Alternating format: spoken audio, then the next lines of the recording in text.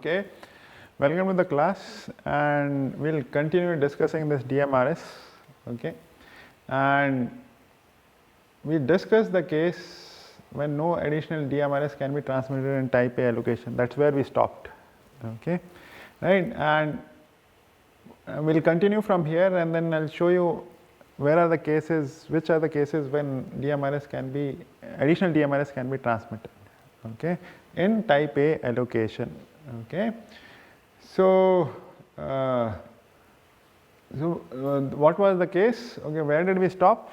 That is when no additional DMRS occurrence is allowed, okay, for type A. And when does that happen? When the PDSCH duration LD is between 3 to 7 symbols, okay, right. So that was the case we looked at, correct? Okay, so and we know the reasons why no additional occurrence is allowed, okay, right. And what we showed finally was that DMRS location L bar, okay, for this first symbol, which is the default symbol, is denoted as L0, and this is second symbol. Index starts from 0, okay, right. So that is the case we have discussed. Okay, now we'll move on from here, okay, and then we'll discuss in which case additional occurrences are allowed. Okay, so see this bullet is telling us we'll discuss the case when up to only one additional single symbol DMRS can be transmitted. Okay, right, one additional single symbol DMRS. Okay, right. What is this? This is 0 additional single symbol DMRS, right? Okay, we understand what is single symbol because there is only one DMRS is spanning only one symbol. No additional because only one is being transmitted. There is no additional occurrence. Okay, and from here, what are we saying? Only one additional single symbol DMRS is transmitted, and when is that? When the PDSCH duration LD is between 8 to 9 symbols, okay, right. So that's the condition, that the PDSCH is between 8 to 9 symbols. You can allow the one additional DMRS occurrence to happen. Okay, it's not necessary that it should happen, correct? If the U is not moving, why should it be? Why should there be any additional occurrence? What are we saying here?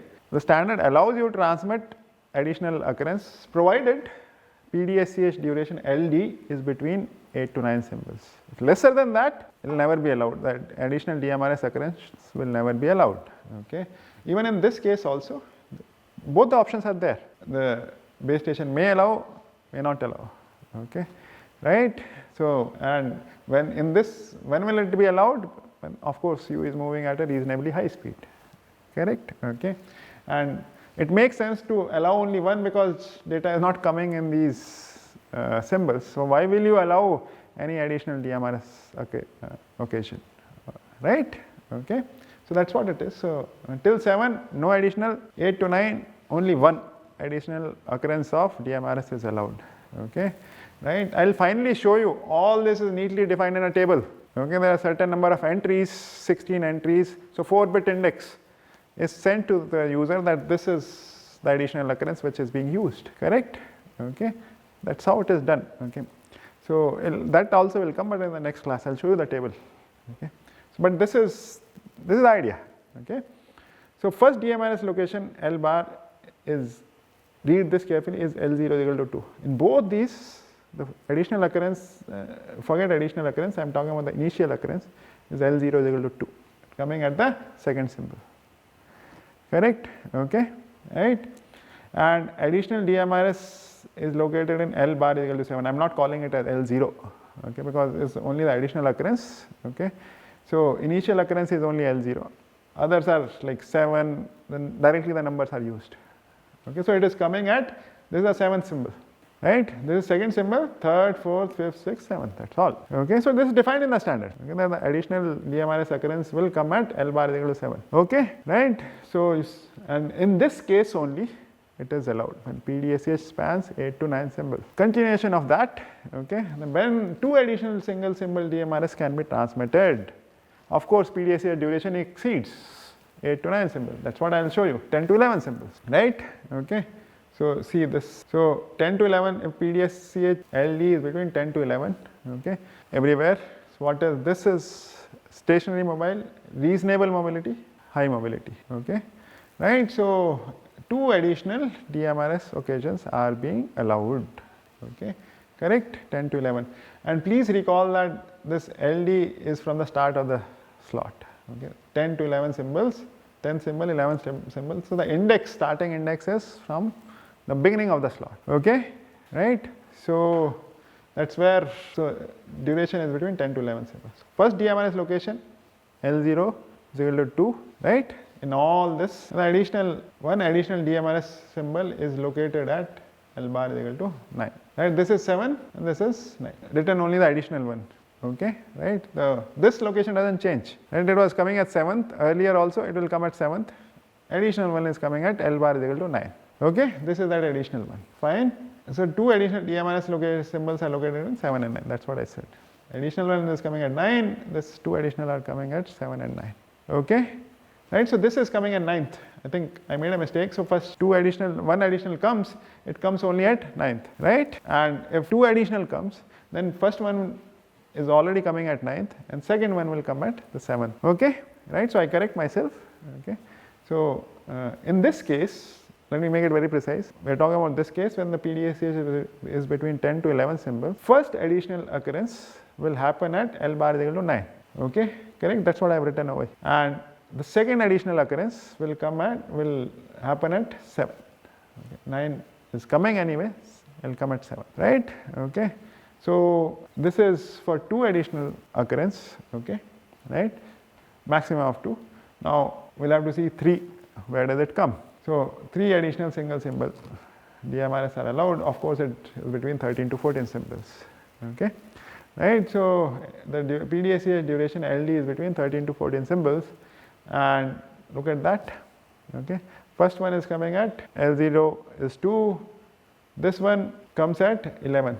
So the first additional occurrence comes at L bar is equal to 11. Second additional occurrence happens at 7, so 11th is the first additional occurrence, second one is happening at 7, right, okay, correct. And now you see this is slightly different, okay. 3 additional occurrence, structure has changed, it is coming at 5, 8 and 11, right. Why 5, 8 and 11? That's a good question to answer, okay. Why it's happening, okay, because you see this, they are symmetric, okay, they are equidistant. This is equidistant from this, this is equidistant from this, this is equidistant from this, okay. So you can interpolate nicely, right. If you don't make them asymmetric, let's say you put one symbol over here, one additional symbol over here, or additional symbol over here, okay, right. Interpolation between these 2 symbols will be good, but interpolation between these symbols will be bad, correct, okay, right. So that's why this is actually reconfigured, okay, so that all the symbols get good channel estimates. Look at how they are designed, right, okay. So, and this again common sense, this part is common sense, correct, that why not put a symbol here, because they were already configured. You could have put one symbol, additional symbol over here, so, right, okay.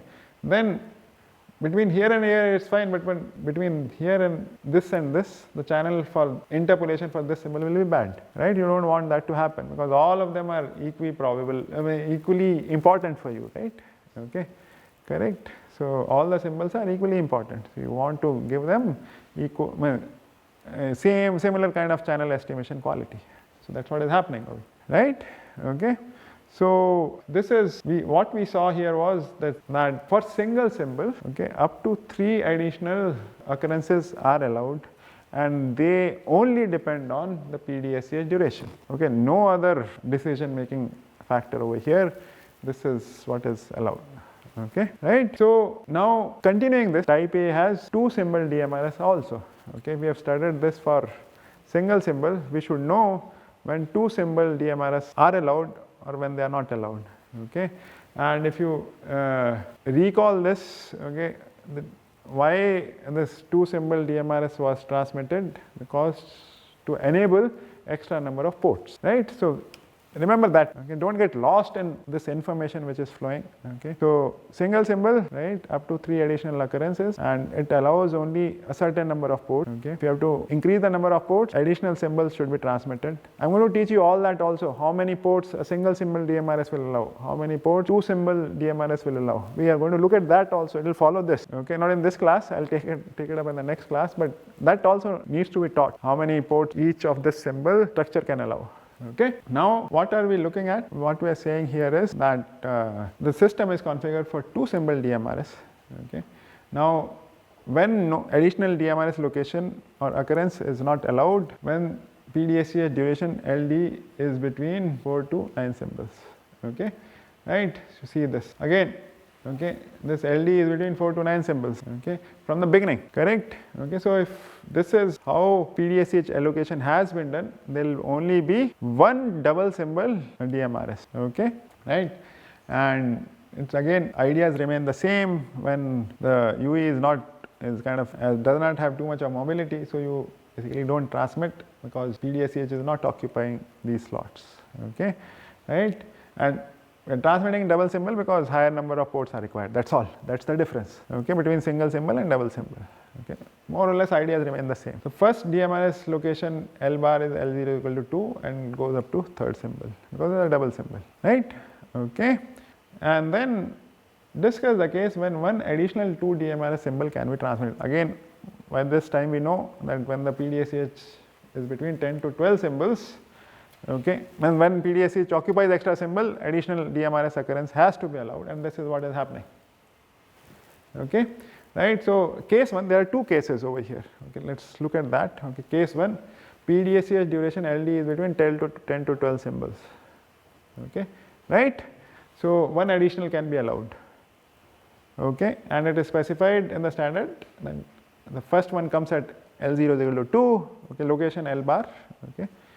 And the additional DMRS is transmitted in a symbol starting from 8 to 9. This is case 1, because we have not spoken about 13 symbols. We'll see what happens there also. Okay, right. So what's happening here? That this second occurrence, the first additional occurrence is allowed when the PDSCH spans these many symbols. This is case 1. Let's look at other case. Okay, so between 13 to 14 symbols. This is a case 2. Okay, right, and now what is happening over here?